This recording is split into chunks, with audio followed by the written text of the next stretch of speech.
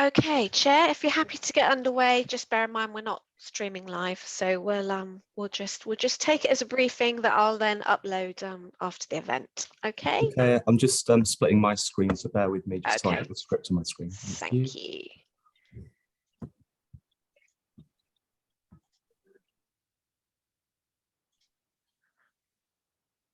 Okay, good afternoon belatedly, and welcome to the Exmouth Beach Management meeting on the 14th of December 2022.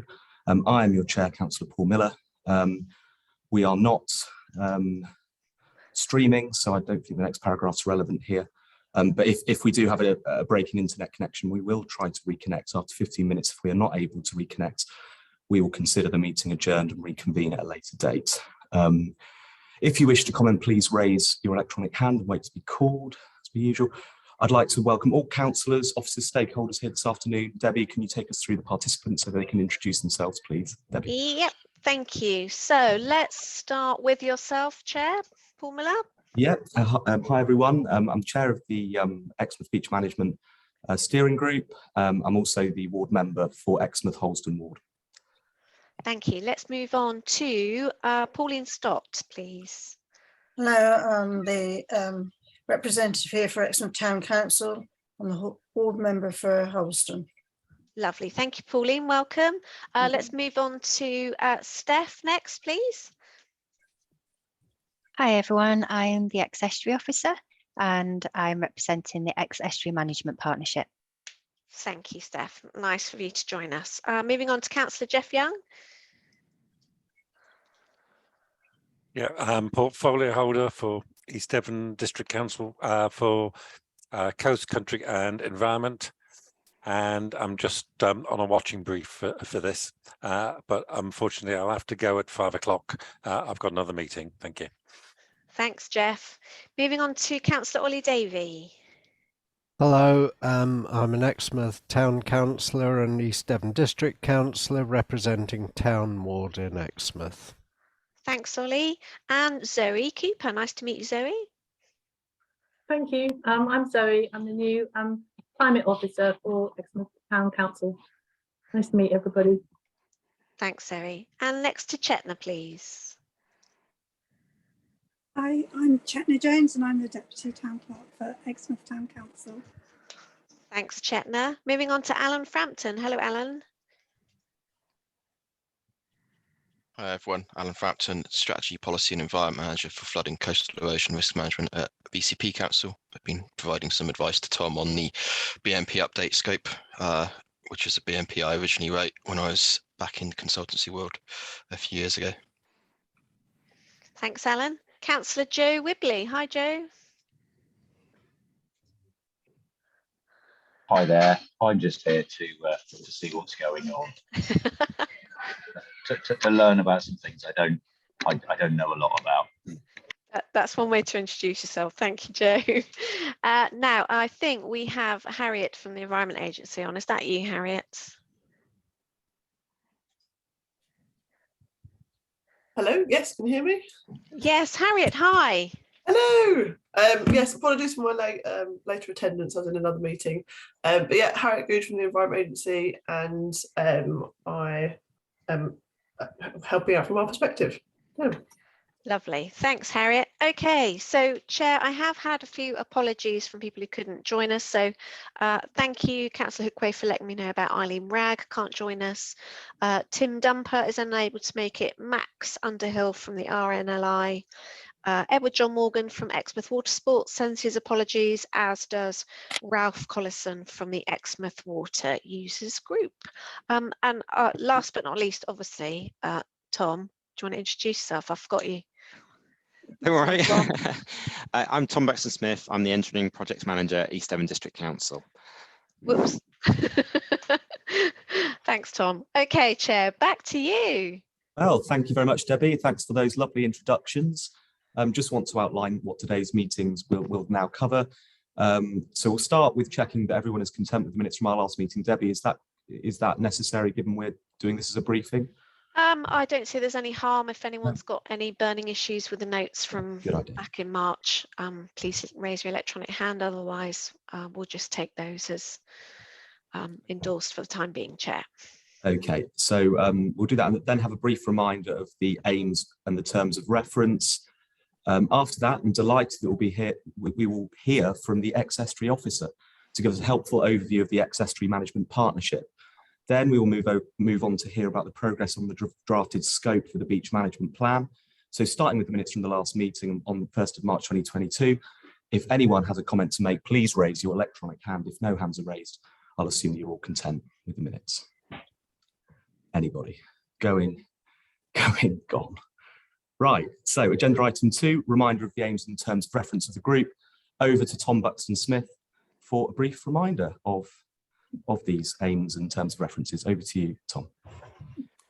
Thank you. I'm just hopefully sharing my screen, if that all goes well.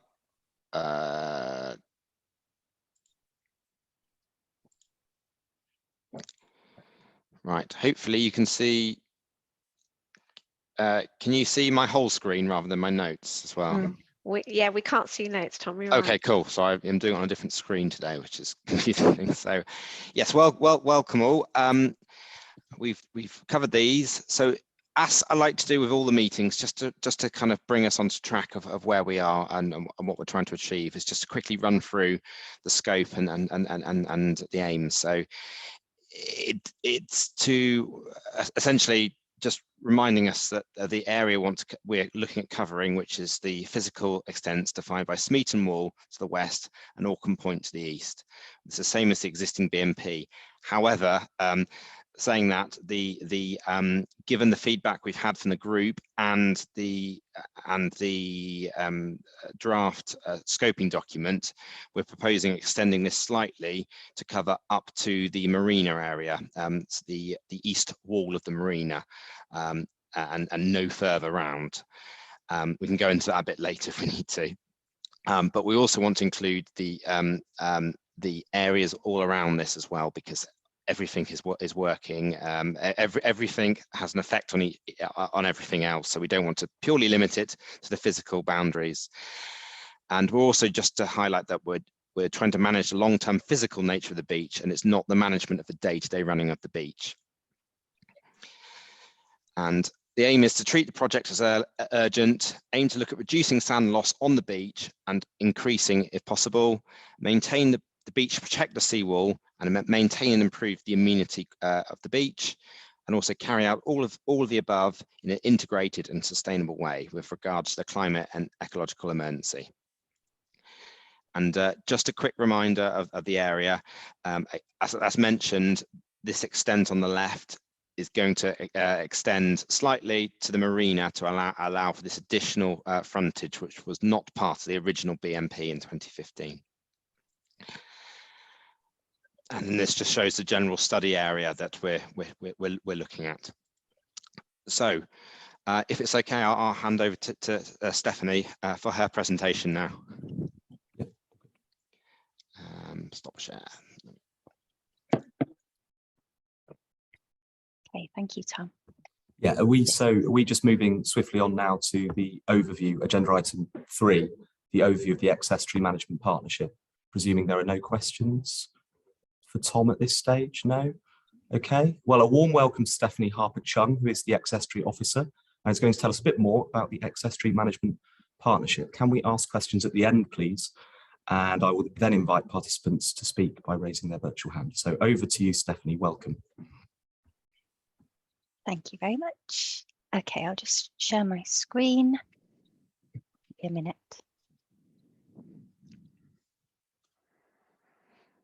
You could just let me know that you can see that, okay? Is it full screen? Perfect. Yes, all good, perfect. Excellent, brilliant. Okay, well, I know that some of you already know a little bit about the X partnership, but hopefully I'll cover some grounds that might be a little bit newer to you. So Councillor Miller and Tom actually attended one of our past meetings, more recent meetings, to give an overview of the beach management plan, and invited me along to this meeting very kindly. Okay, so I will just start by outlining the importance of the Estuary. As you all know, it's a really busy and vibrant place. So we have different habitats which support various species. The Ex has global significance in terms of the bird populations it supports, and we have designations in place to protect the estuary and ensuring that all competent authorities have a duty to protect and enhance it. The Ex is also very important for the people that use it. So resources have been extracted from the estuary for thousands of years, and it's a great site for a large variety of recreational activities, both water-based and land-based, important for local businesses, tourism, health and well-being. So with this, the multiple use of the estuary for different activities can lead to conflict between different user groups and the best interests of wildlife and human use. So it's important that the estuary is cared for and well managed to enable people to continue to use the estuary without having detrimental effect on other users or wildlife. So this just shows the build-up of the Estuary Partnership. The different relevant authorities that have a duty to manage this designated site come together as a partnership to provide a joint cohesive approach in the management of the estuary. And in order to achieve that balanced representation within the partnership, various other organisations and businesses are invited. The partnership also includes the forum chair and vice chair who've been elected by the local community to represent their interests, as well as a stakeholder representative. And this approach gives an appropriate voice to all interests and user groups. Now, this slide, you don't need to look at the writing, it's way too small, but it's just to give an idea of the representatives that sit on our partnership. So our partnership has been in place since the mid-1990s. This is our mission statement. You don't need to read all of it. In essence, the role of the partnership is to coordinate management of the estuary on behalf of the accountable bodies, but also to work with local users and communities to find that balance of interests and work to resolve issues where they arise. So we take a neutral approach to help ensure there's a balance between human use and the protected nature of the estuary.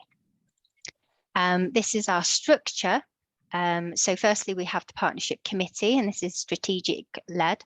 And the key responsibilities of this committee is to provide that strategic overview, approving the management plan, delivery plans, budget. They have 2 meetings per year, and the membership is made up of funding partners and statutory bodies and forum and stakeholder representatives. The executive, they have an operational and technical lead. Their key responsibilities are overseeing the budget, advising on staffing, agreeing the work programme, etc. They have 3 meetings per year, and the membership is key bodies responsible for the management at an officer level.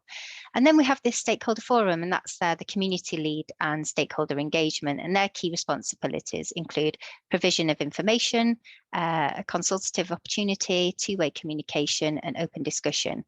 We have 2 events per year, and this is an open invitation to anyone. Just a few photos here of our forum. It's really a key event for local communities to hear about management of the estuary and provide input where appropriate. The framework for our management is provided through the management plan that covers all aspects of the Ex, from catchment farming to water quality, and this incorporates the management scheme for the special protection area, therefore identifies policies which aim to achieve favourable condition of the wildlife and supporting habitats. This currently management plan scans between 2022 and 27 and can be found on our website. And this plan is supported and informed by our online resource, the State of the Ex Estuary, and that provides easy access to information on the current status of the estuary. The overriding objective of this plan is to drive the delivery of policies and outcomes that benefit the estuary. Okay, so just to touch on some of the work that we're involved with. So we provide protection for the wildlife and habitats, which make this area so special. And a number of issues highlighted in the management plan relate to things such as fish and shellfish, water quality, climate change, disturbance, etc.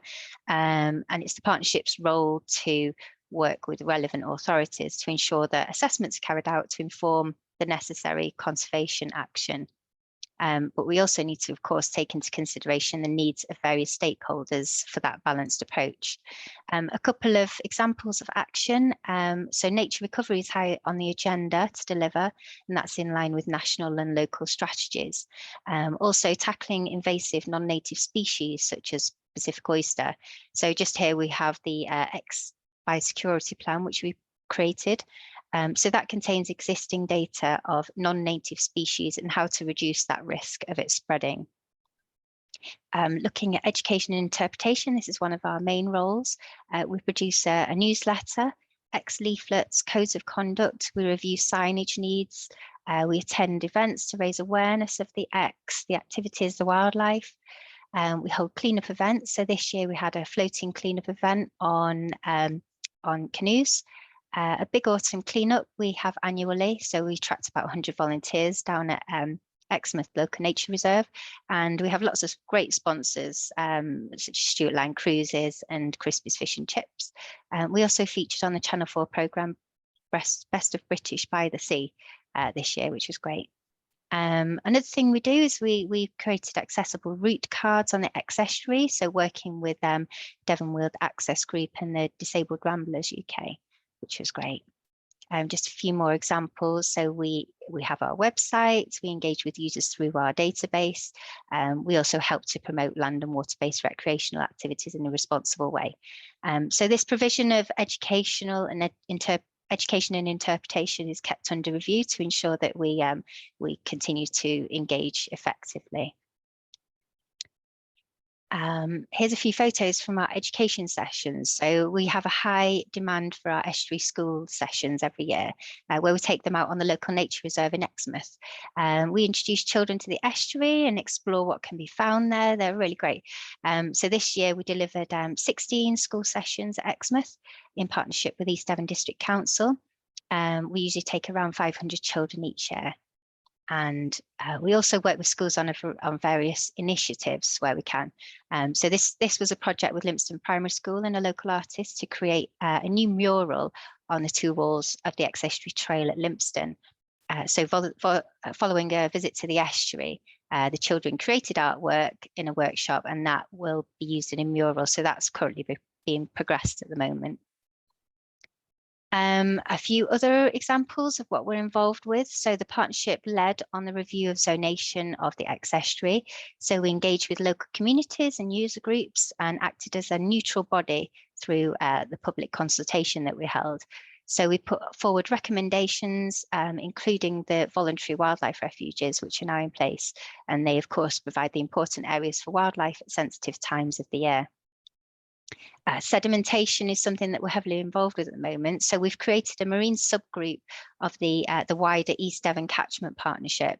We collaborate with other organisations and the University of Exeter, and this allows us to develop joint project proposals to address marine issues. And this is one project that we're focusing on, which was prompted by ongoing concerns of sedimentation in the estuary, and that was raised by various stakeholders through our forum. So the issue affects just about every aspect of the estuary at the moment, from habitats to navigation and shell fisheries. It's also affecting, having an effect on Exmouth Beach, for example. So it's really critical to understand if we can reduce the impacts of this in some way. We're currently awaiting a funding decision to allow us to progress with the first stage of this. So that will allow us to better understand sources of sedimentation in the estuary and identify locations in the catchment where work could be targeted to help address this. So that will include a desk-based study to collate all the existing information, analysis of existing data, sediment sampling, and a new LiDAR survey of the estuary from Topsham to outside the mouth of the estuary. An example of how we work with flood and coastal risk management schemes is through our work with Dawlish Warren Beach Management post-scheme review being undertaken by the Environment Agency. So we provide representation on an advisory group of key stakeholders to input into this review and options for future management of the site. Proposed management was introduced at the last ex-stakeholder forum event in September, and that allowed local communities to take part in feedback sessions to provide their input into the review and allow the Environment Agency to build a picture of conflict with environmental and other drivers. Okay, so that was just a few examples for how we work with various bodies around the estuary to deliver our management of the site whilst balancing the various interests of the estuary. Thank you very much. Thank you very much, Steph. Brilliant presentation, I thought. Do we have anybody that'd like to ask Steph a question? Councillor Whibley. Joe. Hi there. Yeah. Hello there. Thank you, Chair. I missed some of that because of internet issues. Can I just ask in terms of how or if you ever get involved in planning decisions in terms of some of the things that go on the estuary and whether or not you are able to submit anything that you have a problem with or have any input into that? Yeah, it's a little bit of a grey area, to be honest, because we're hosted by Devon County Council, and there are processes in place to respond to planning applications. But if it is something that will have an effect on the estuary in some way, then we will provide input. But we do that through through Devon County Council, really. Okay, thank you. Brilliant. Thank you very much, Joe. Anybody else? I think I might have a question otherwise. No. I was going to say that, yeah, brilliant presentation. I felt that there is a little bit of crossover in a good way, complementary work that, I mean, obviously it's much broader what you're doing, particularly with, I was struck by the artwork in the Limpston, on the estuary there with the Limpston Primary School children. That looks really valuable, fantastic. But there does seem to be some crossover, which I think is really welcome. So it'd be fantastic to have this dialogue going forward as this council creates its next beach management plan. I think your insight is really valuable on the wider issues. Councillor Davey, you have your hand up. Ollie, how are you? Yeah, better, thank you, Paul. Yeah, better Good. than I was. Yeah, I'm just getting over COVID. So familiar story, I think.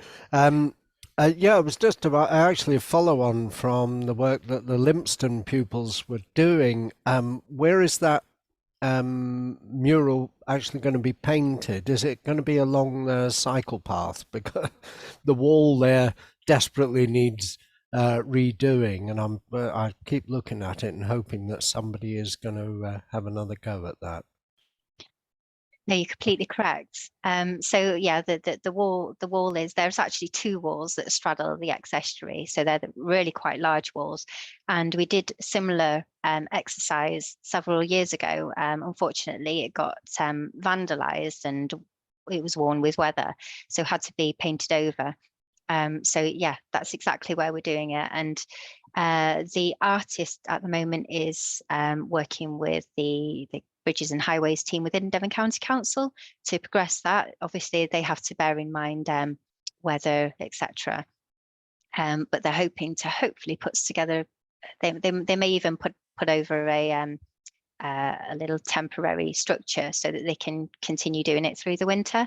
But you're right, I think it needs to be put in place quite soon as well, especially because it's been whitewashed the last I checked, and we wouldn't want someone to vandalize that, that area really. So hopefully soon, hopefully it will be in place soon. Yeah. Okay, well, with nobody else with their hands up, I just want to thank you, Steph, for an illuminating presentation. I'm hoping the slides can be circulated to all of us and for all members and officers that couldn't be here today and stakeholders, because that's really interesting, and I look forward to working with you as we progress. So agenda item 4, progress of scope for the Exmouth Beach Management Plan. Tom Buxton-Smith to take us through the progress to date. Again, if we have any questions, raise your virtual hand and we'll take them at the end. Over to you, Tom.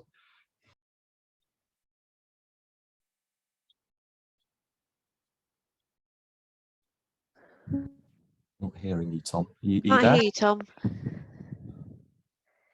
You might need to leave and come back in, Tom. Sorry, Chair. I know Tom's been messaging me. I know he's had some Right. internet connections as well. So bear with us, everyone. While it's okay, no worries.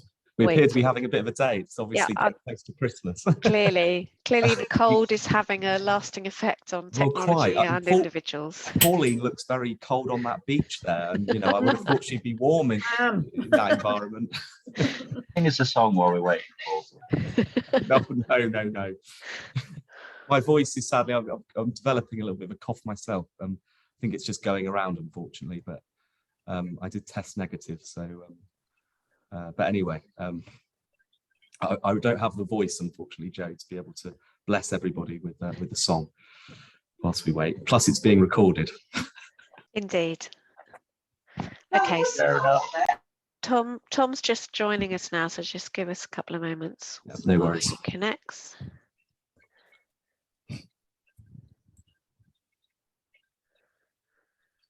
Still can't hear you, Tom.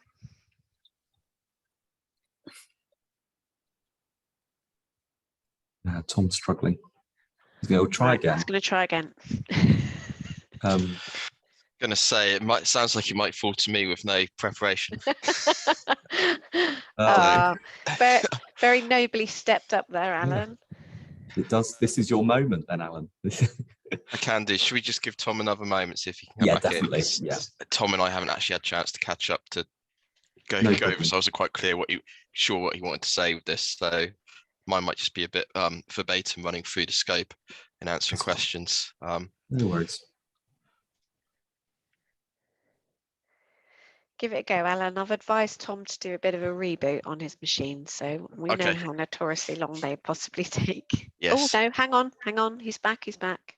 I think he's trying another device. Well, that's always a good idea.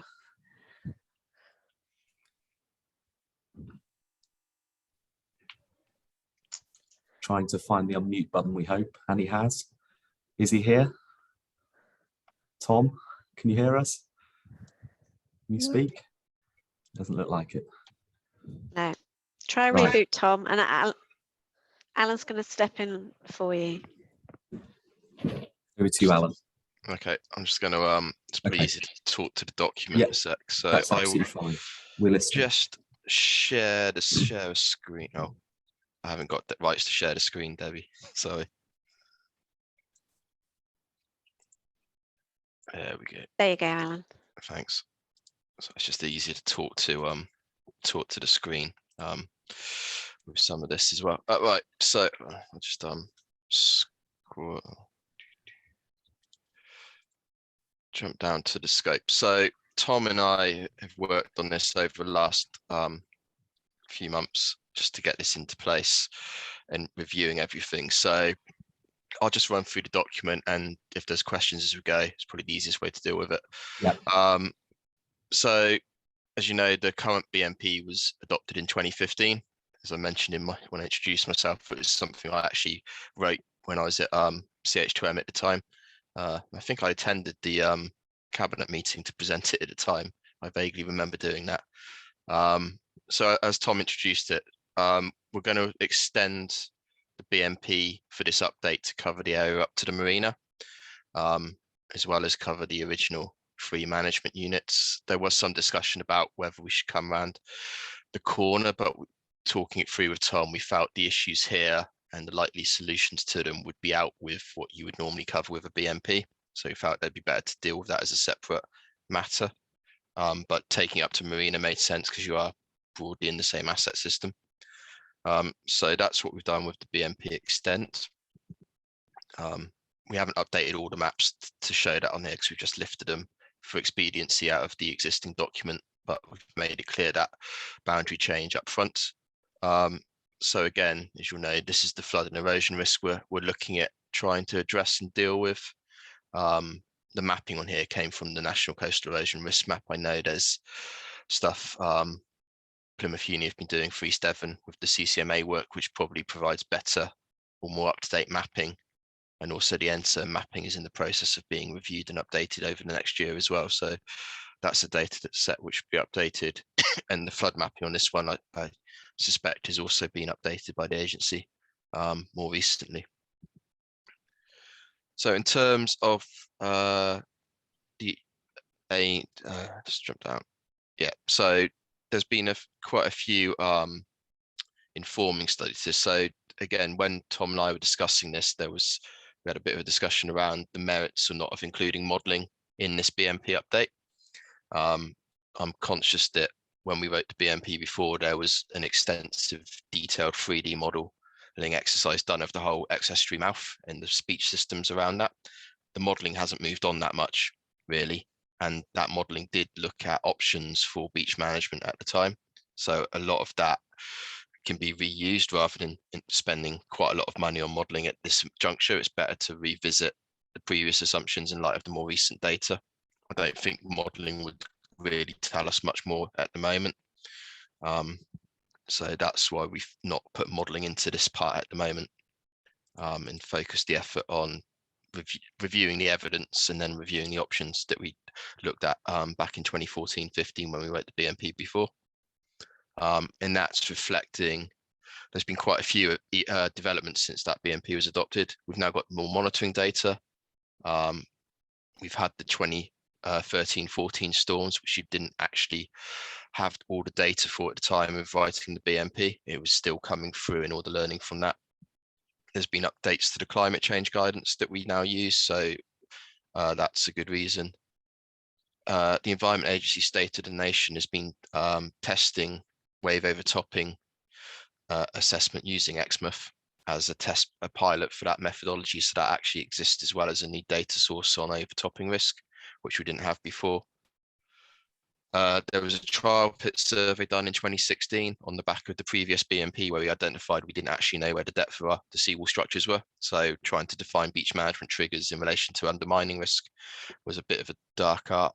So that data now exists and can be fed back into the trigger levels in the BMP. Obviously, you've had the tidal defence scheme completed. So there's been changes to the western part of the BMP frontage that need to be reflected. In that, this is where we talk about the marina as well, and looking at the residual risk from wave overtopping in that area.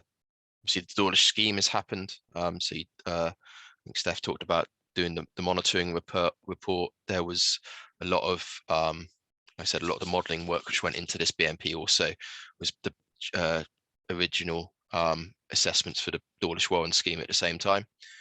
All the monitoring data that's been done since needs to be reviewed. I know it's been done by Plymouth, but it also needs to be pulled into the focus on Exmouth in the BMP. In terms of the high-level shoreline management plan policy, you've got the SMP refresh is a national exercise that's been ongoing for the last couple of years. That made a recommendation to review and revisit the policy wording for the mayor in light of what's actually happened there. So again, that can be brought into this process potentially, or needs to align to whatever the SMP group decide they're going to do with that process. I mentioned the sweep work on coastal change management areas that's been done. So that could be updated to the erosion mapping.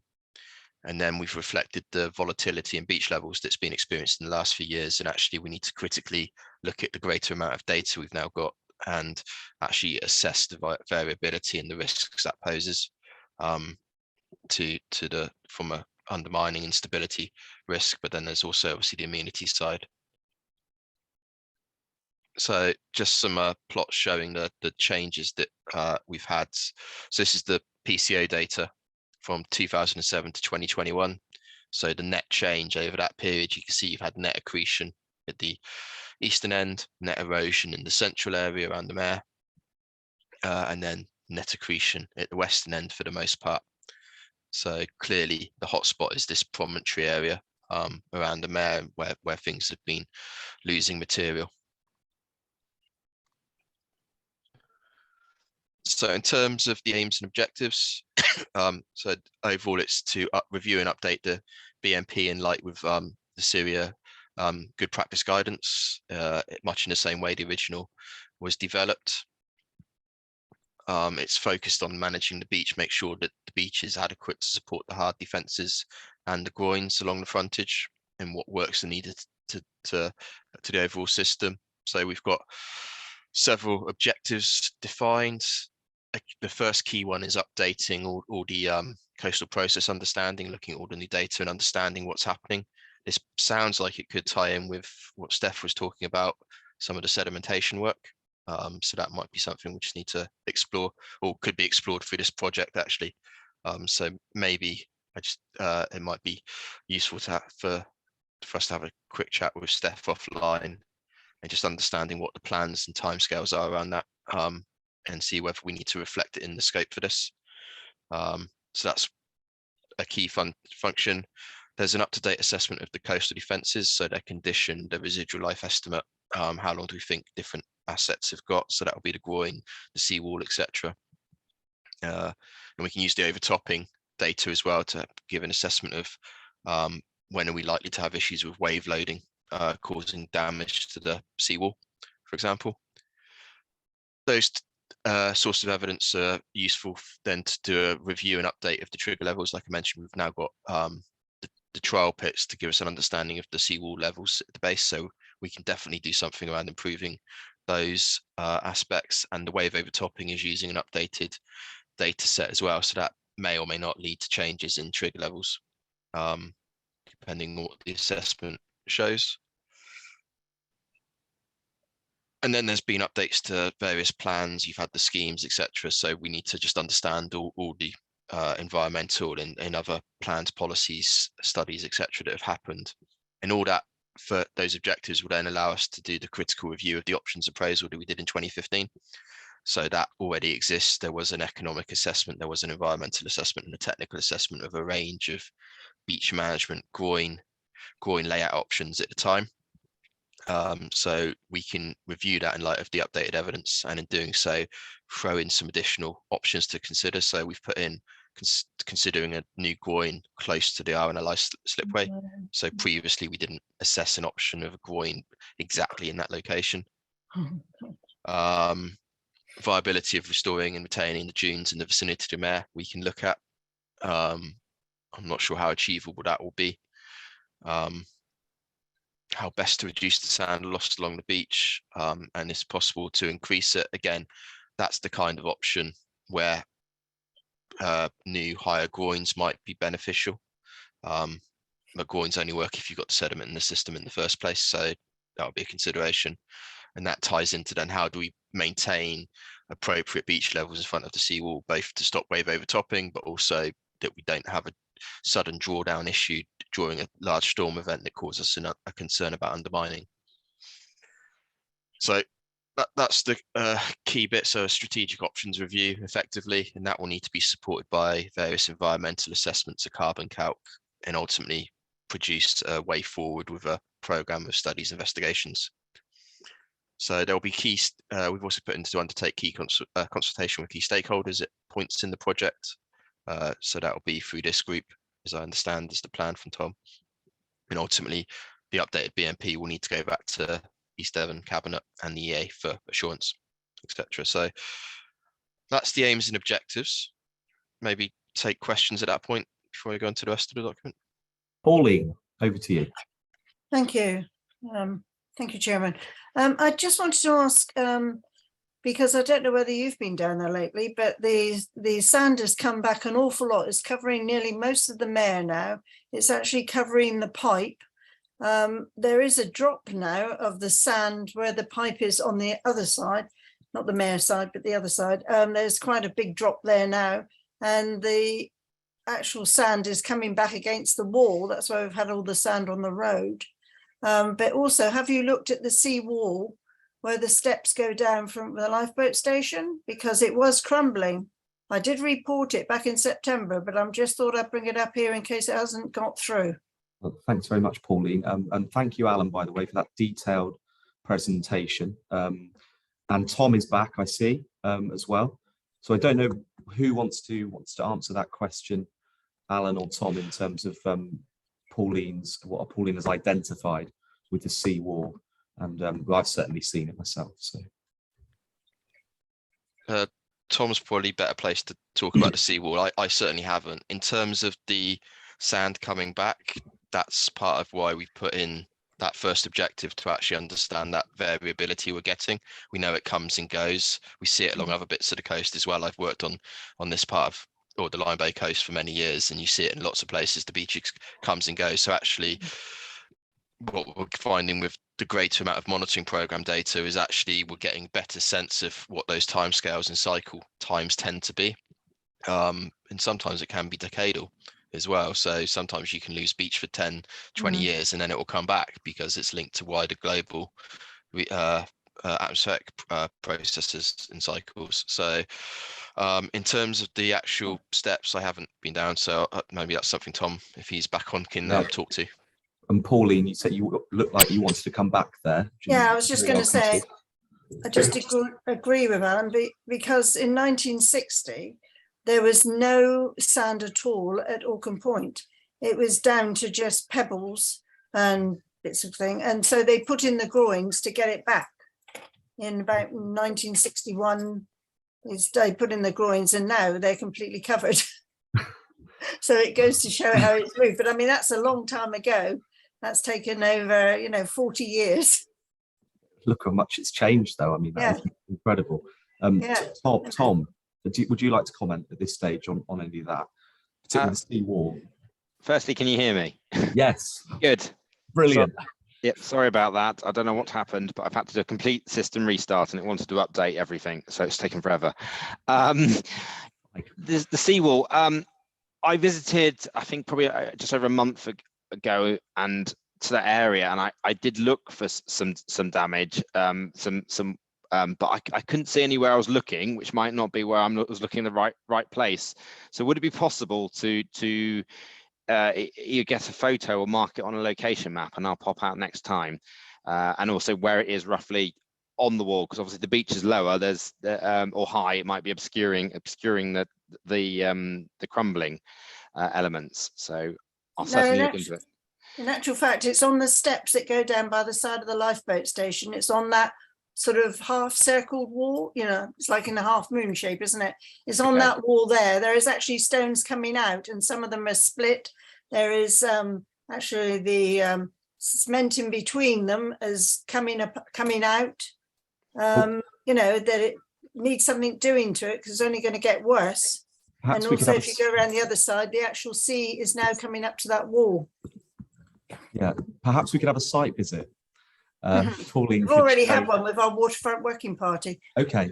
Well, it might be a good idea for us all to sort of go there and assess it with our officers as well.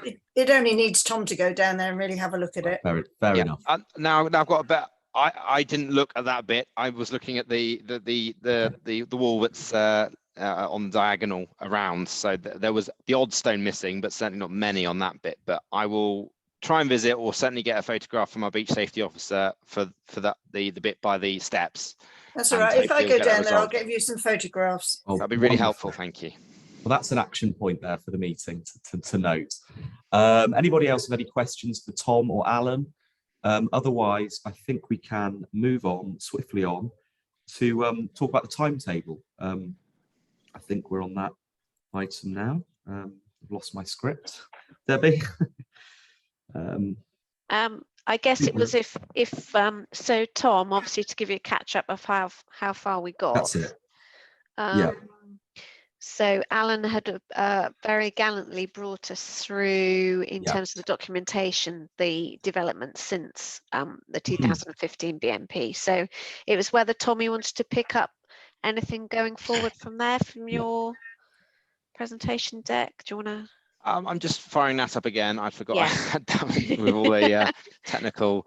Right. I will quickly load it up. It was only just I had a high level kind of overview of things that I think we've picked up. I don't know if they have been gone through, so I don't want to repeat it, but also don't want to miss it. So perhaps if I quickly run through it, that's probably going to be the best thing. And oh, may I have permission to share my screen? Oh yes, sorry. I do apologise. Yeah, where are you? There you go. Apologies, Tom. I should have done that as soon as you came in. That's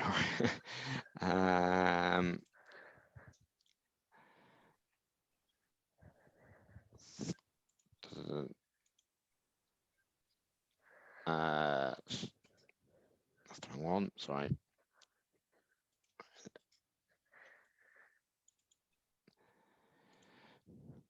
Hopefully you can see my screen now. Oh, what's happened there? Sorry, it's all skipping about. I don't think my computer's having a very good day today. No pressure, Tom, it's fine. Not live on YouTube, at least. No. I mean, thankfully, the one meeting where...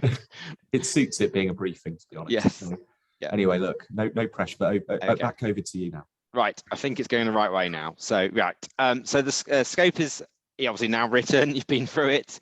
We've taken on feedback from the groups, and we've tried to balance it with the overall likely funding limit. So we're aiming at a sensible place to be. Appreciate there's a lot of further public consultation included within it. And I think mentioned, we're looking at the implications of the constructing a new groin close proximity to the RNLI, viability of restoring sand dunes, even now at some point in the future, and also how best to reduce sand loss along the beach and increase sand levels if possible, and also to maintain beach levels in front of the seawall. So that's all included. And we've also been looking at the most viable option that can be delivered with the likely funds available, which being realistic isn't a lot.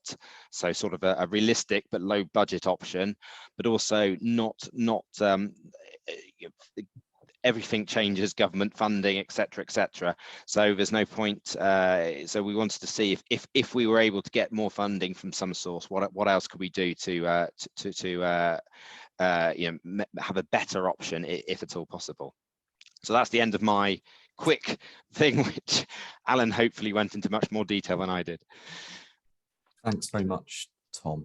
Yeah, in terms of the funding, government funding, internally, what kind of resource do you think we could potentially use? Would it be a long-term loan if we saw the benefits, for example?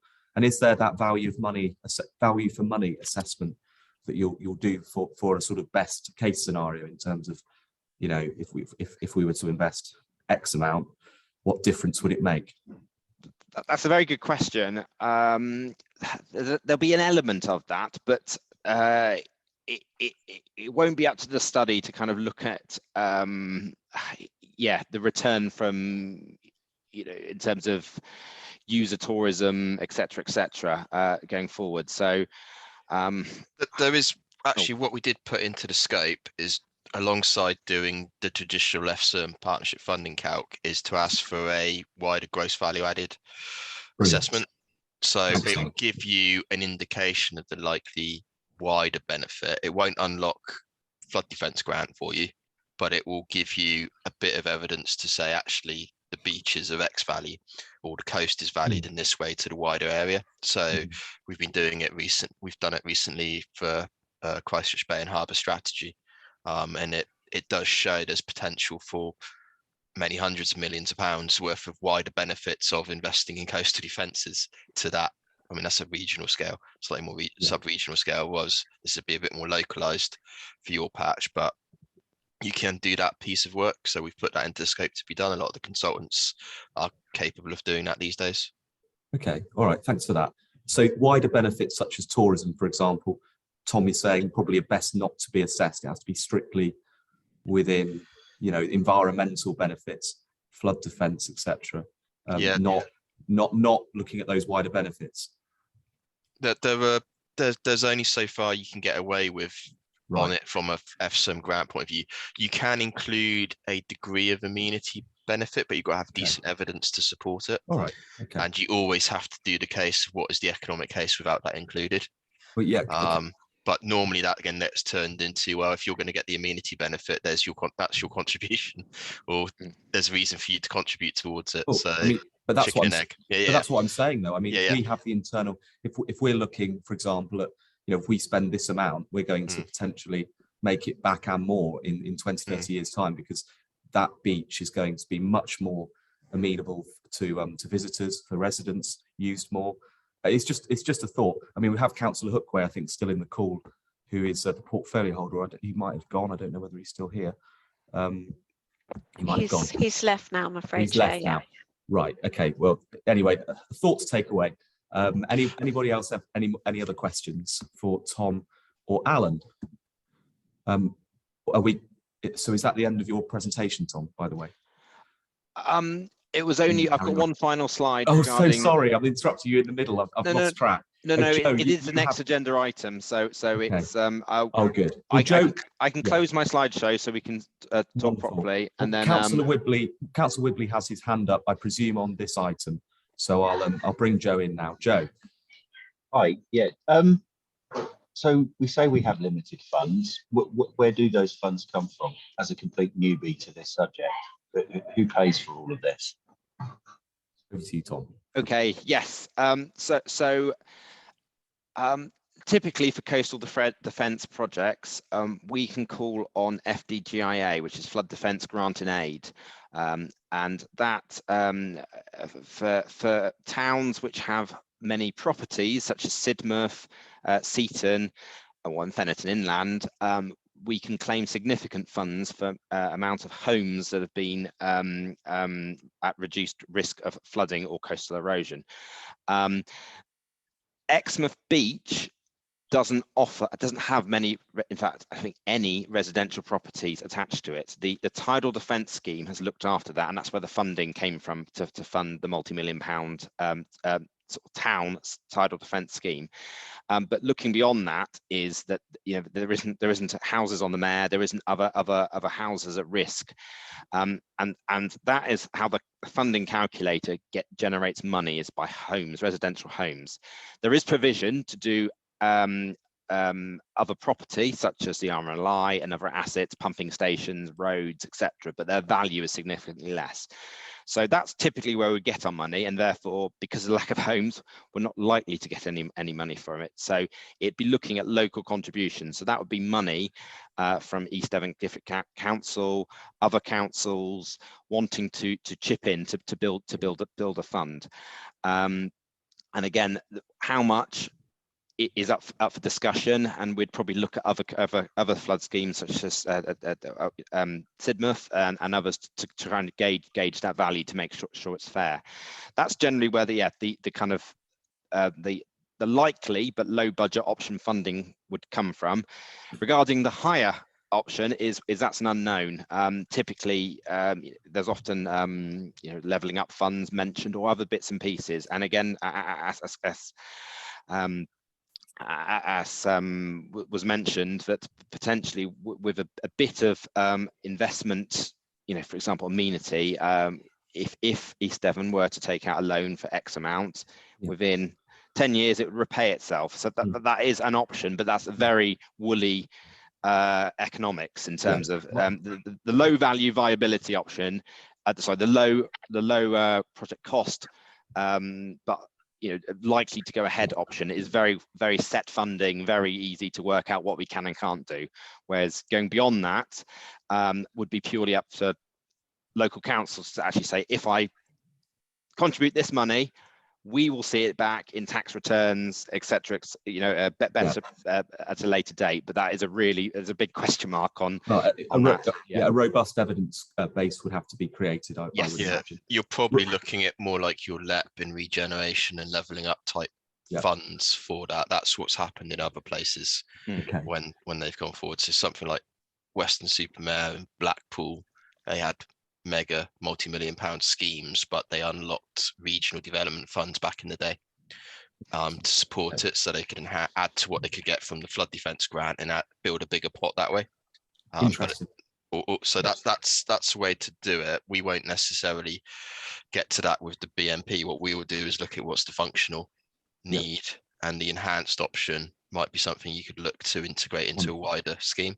Okay, thank you very much. Joe, do you want to come back? You understand that? Yeah, no, that's fine. I think just proves how challenging your jobs must be. So thanks. It's a discussion for the future, I think. Now, agenda item 5, Tom, it's the timetables, isn't it? It's a timetable you're going to tell us about. The expected timetable for the production, all of the work that's going to go into the beach management plan. No? Yes, it is. I'm just trying to reshare my screen. No, don't worry. Don't worry. I'm struggling with my script anyway. Everything's been moved around since I restarted my system, so I'm just checking it. So it's just a single slide, and it was just to give an indication to the group roughly where we're on. We have the draft tender document, which just needs a very tiny bit of finishing off, but I hope to take that to tender in January. and we'll be able to appoint a consultant to deliver it in March, March, April 2023, and allow the contract to start. So we're hoping that everything will be complete and results in by 2024. Obviously, within when we have appointed a consultant, they will deliver us a program of deliverables, but also the public events that we suggested. So when we are aware of that and we can factor that in, we can start to plan for that and again get people interested and views of people at the right time. So September 2024 is when we should have some decent, well, have the project completed, and that will give us a good indication of what we can and can't afford to do, and what funding going forward. Wonderful, thank you, Tom. Anybody have any questions about the timetable at all? Well, everyone pretty clear about that? Fantastic. Right, I think that brings our meeting to an end. I think, no, Pauline? Can I just tell Tom that I've just sent him the photographs of the sea wall? Brilliant. I think you deserve to be paid for that, Pauline, to be honest. I am, £6 a week. let's give Pauline allowance on this steering group, I recommend. Only joking. And that brings our meeting to an end then, I think, everybody. I don't think there are any other items. I wanted to thank everybody who's contributed to this meeting, particularly Debbie for organising it, and everybody else, Tom, Alan, Steph for a brilliant presentation, all the comments made within the meeting. So thank you all very much. And I don't know the date for the next meeting, Tom. Have we got any idea about that at this stage? I don't think we'll have a programme ready to share until, I mean, obviously we're going into an election period in May. So unless there was a significant change to the beach beforehand, I don't think there's a reason to have a meeting before May. But post May, we'll have a good indication of the consultants programme and going forward. So yeah. Well, it'll be my final meeting as chair then, as I'm standing down from East Devon District Council in May. So we'll probably be handing over to a new chair after that, Councillor Young or whoever is elected in those elections. None of us might not be here. Well, I hope you'll still be here, but whether elected, I don't know. But anyway, been a pleasure. Thank you all very much, and have a lovely evening, everybody. Happy Christmas, everybody. Happy Christmas all. Thank you. Thanks very much for the invite.